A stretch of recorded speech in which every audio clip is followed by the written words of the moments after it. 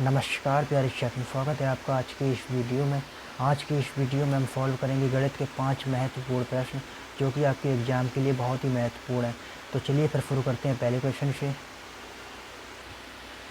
तो पहले क्वेश्चन में बोला है कि यदि दो संख्याओं का अनुपात 7:11 है, यदि दो संख्याओं का अनुपात 7:11 है और उनका मासा 13 है तो उनका लासा क्या होगा। तो इसमें मतलब पहली संख्या दी हुई है 7:2। ठीक है, पहली संख्या इसमें मतलब दो संख्याओं का अनुपात दिया है 7 और 11 है। फिर इसमें मासा दिया हुआ है 13 है। तो पूछा है कि इसका लासा क्या होगा। तो दोस्तों ऐसे क्वेश्चन को करने के लिए पहले तो अनुपात में अगर मासा दिया हुआ है तो मासा का गुणा दोनों अनुपात में अलग अलग कर लेते हैं। जैसे 13 को गुणा 7 में भी करेंगे, 13 को गुणा 11 में भी करेंगे। इससे हमारा वो एक योगफल निकलता है, मतलब पहली संख्या और दूसरी संख्या का।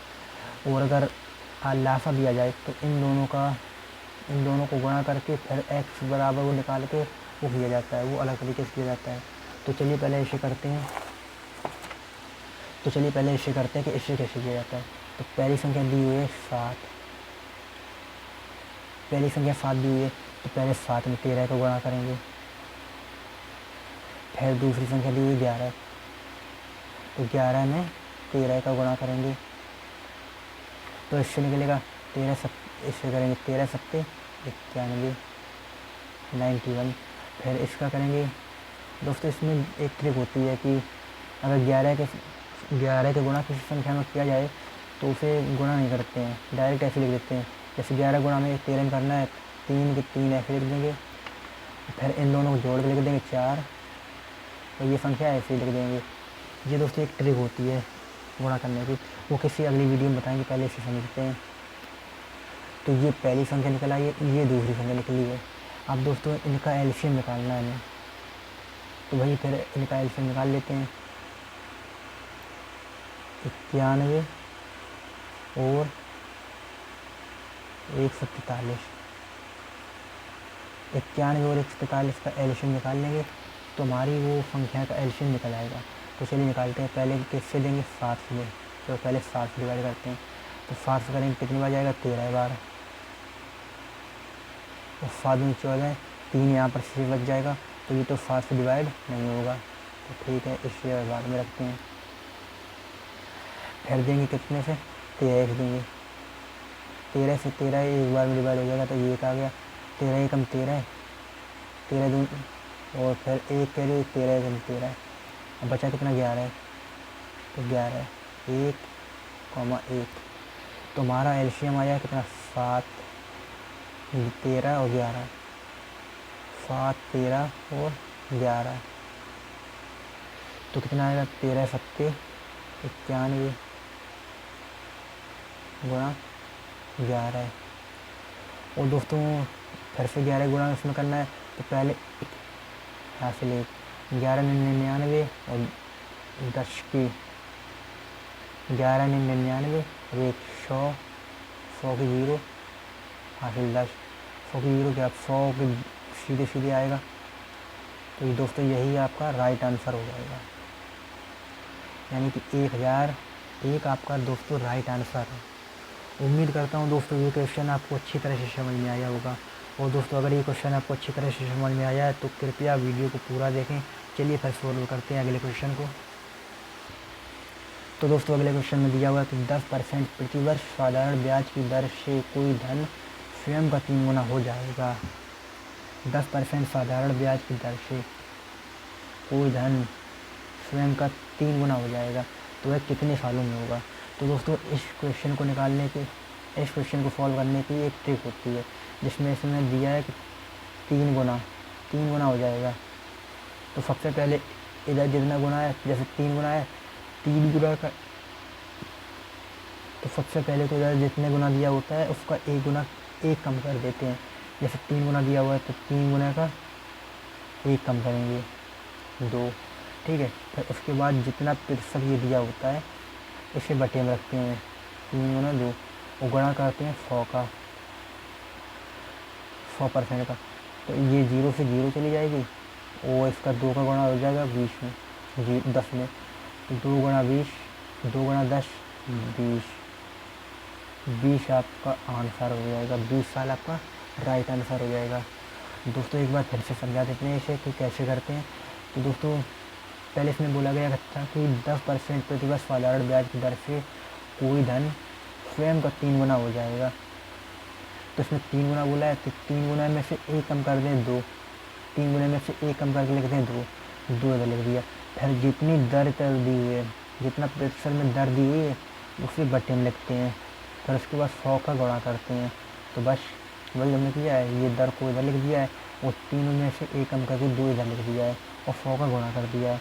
फिर 0 से इस 0 कैंसिल कर दिया, 2 का गुणा इस 10 में कर दिया तो आया आपका 20। 20 यानी कि बी आपका राइट आंसर है। चलिए दोस्तों फिर बढ़ते हैं अगले क्वेश्चन की ओर, अगले क्वेश्चन को फॉलो करेंगे। तो दोस्तों अगले क्वेश्चन में बोला है कि एक कैमरे का क्रय मूल्य उसके विक्रय मूल्य का 90% है, तो लाभ प्रतिशत ज्ञात कीजिए। एक कैमरे का क्रय मूल्य यानी सीपी, कॉस्ट प्राइस। क्रय मूल्य को कॉस्ट प्राइस कहते हैं और विक्रय मूल्य यानी सेलिंग प्राइस, तो इसे एसपी कहते हैं। तो इसमें बोला है कि जो क्रय मूल्य है वो विक्रय मूल्य का 90% है। तो पहले हमें विक्रय मूल्य मानना पड़ेगा, तो पहले हम विक्रय मूल्य को मान लेंगे 100%, ठीक है, क्योंकि कोई भी चीज़ हो वो अपने आप में 100% होती है। तो ये जो क्रय मूल्य है इस विक्रय मूल्य का 90% है। तो जब इसका 90% करेंगे, इधर से करके देख लें 90/100, ये 100 से 100 डिवाइड हो जाएगा, तो इसका 100 का 90% ही रहेगा। ओके, इतने में आपको कोई दिक्कत नहीं होनी चाहिए। फिर इसमें बोला है कि लाभ प्रतिशत क्या कीजिए। तो दोस्तों कोई चीज़ आपने 90 में खरीद कर 100 में बेच दी, कोई चीज़ आपने 90 में खरीद कर 100 में बेच दी, तो आपको लाभ कितने का हुआ, 10% का। तो बस वही तो करना है, इस 10% को यहाँ रख देंगे 10। फिर उसके बाद में लाभ हानि जो भी निकाला जाए तो वो क्रय मूल्य के ऊपर निकाला जाता है। तो क्रय मूल्य ये, तो 90% को यहाँ रख देंगे 90% और गुणा करेंगे 100 का।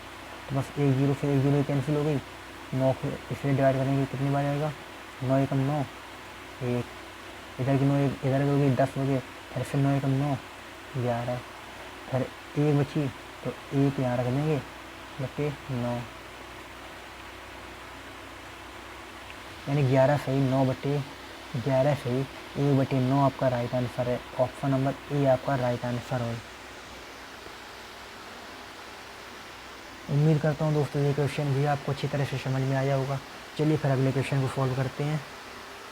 तो दोस्तों अगले क्वेश्चन में बोला है कि 20 मीटर प्रति सेकंड की गति से चल रही 180 मीटर लंबी एक रेलगाड़ी 20 मीटर प्रति सेकंड की गति से उस रेलगाड़ी की चाल है और 180 मीटर एक लंबी रेलगाड़ी है, और फिर 10 मीटर प्रति सेकंड की गति से उसी दिशा में चल रहे एक बच्चे को पार करने में कितना समय लगेगा।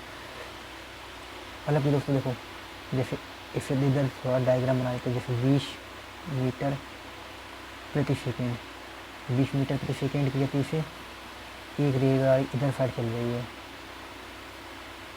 इधर साइड चल रही है, ठीक है, वो और रेलगाड़ी की लंबाई कितनी है 180, और एक बच्चा है वो भी इधर चल रहा है 10 मीटर प्रति सेकंड। एक बच्चा है वो इसी दिशा में भी वो बच्चा भी चलेगा। तो मतलब रेलगाड़ी की चाल जो है वो 20 मीटर है और रेलगाड़ी की लंबाई है 180 मीटर और उस बच्चे की चाल 10 मीटर प्रति सेकंड। तो बस उसने पूछा है कि ये रेलगाड़ी को बच्चे को पार करने में कितना समय लगेगा। तो दोस्तों देखो, सबसे पहले भी समय की बात हुई है, तो समय बराबर सूत्र क्या होता है, टी। समय बराबर क्या होता है, दूरी बटे चाल, दूरी बटे चाल। तो दूरी कितनी दूर हुई है 180 मीटर,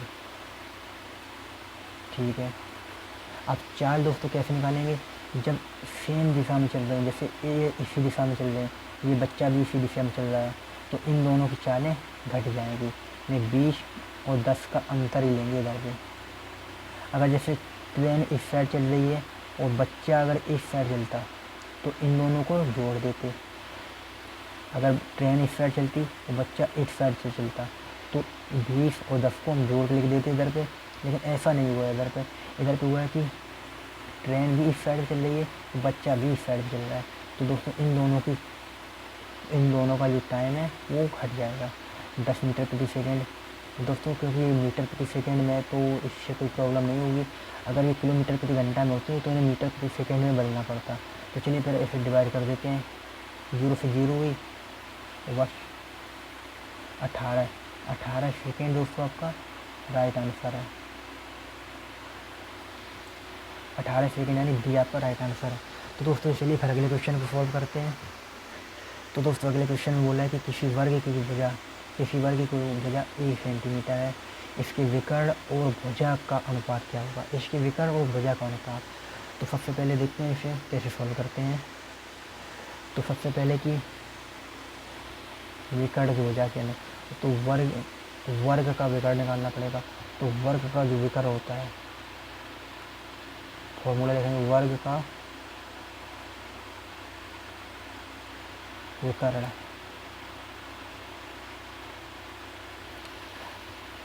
वर्ग का विकर्ण होता है √2 इंटू ए।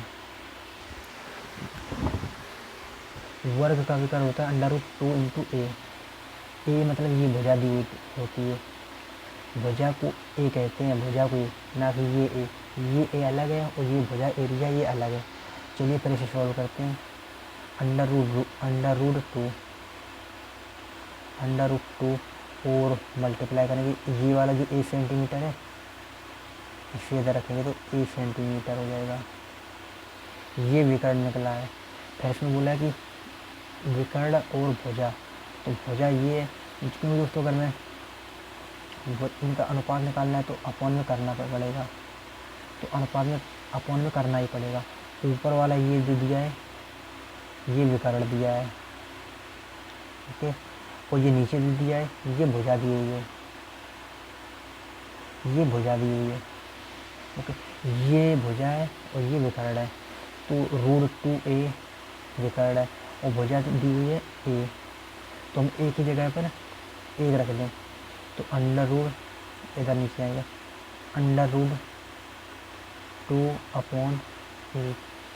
अब हमें इनका अनुपात चाहिए तो बराबर में आएगा √2/1। बस दोस्तों यही आपका रेशियो हो जाएगा।